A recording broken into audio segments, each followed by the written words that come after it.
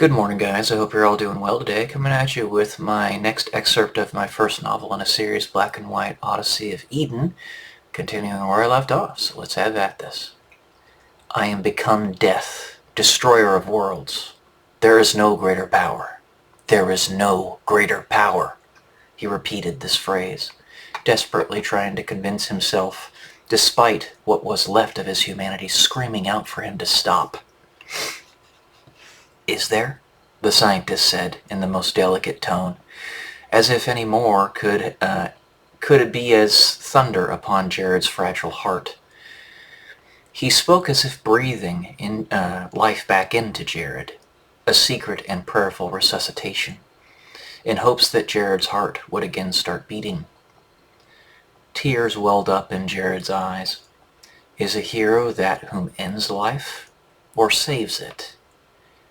Is a hero that whom is remembered or never known? They told him that this was his chance to be written down in the history books, that aside from this, his life would amount to nothing, that if he went against their orders, they would ensure that fact. But if there were no one left who could remember, what does it matter to be remembered? If you were remembered without love, the scientist whispered yet again into Jared's ear. The scientist's brooding and despair, which led to his empathy and compassion of the man before him, in truth, was infinitely more profound than Jared's, though, as had always been the case, his true heart could only be discerned through the depth of his eyes that seemed to gaze billions of years past Jared's present.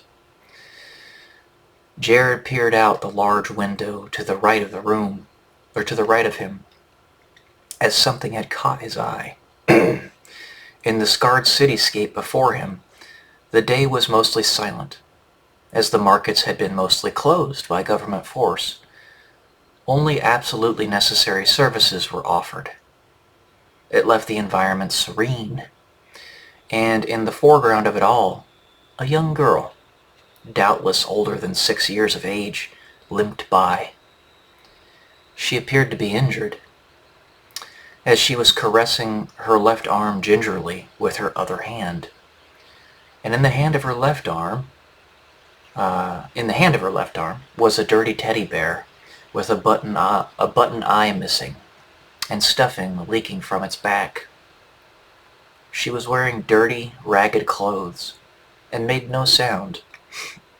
An intense melancholia seen in her face, pleading wordlessly for compassion in a formless void. The scientist, in this infinite eternal war, was nameless, by all intents and purposes, and completely unknown.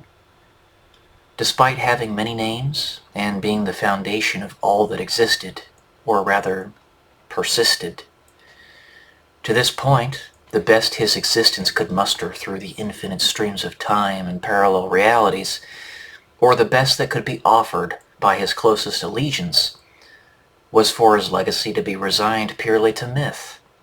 Nothing more, nothing less.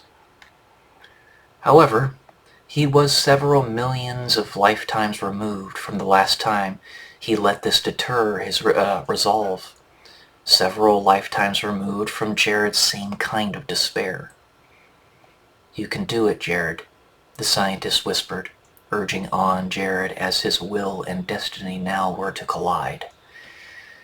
Jared then collapsed to his knees as tears began to flow, clenching his teeth tightly through tortured sobs of his contorted face. He then said, "No. No more pain.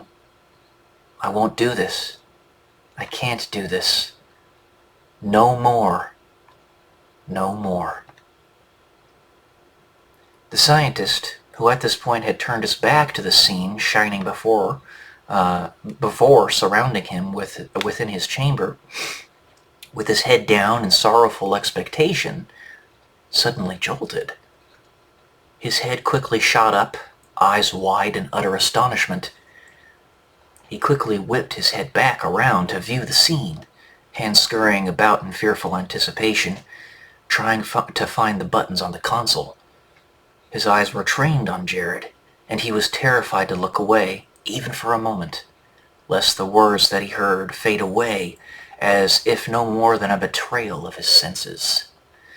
That's it for this one. Come at you with the next one later. Love y'all. Peace.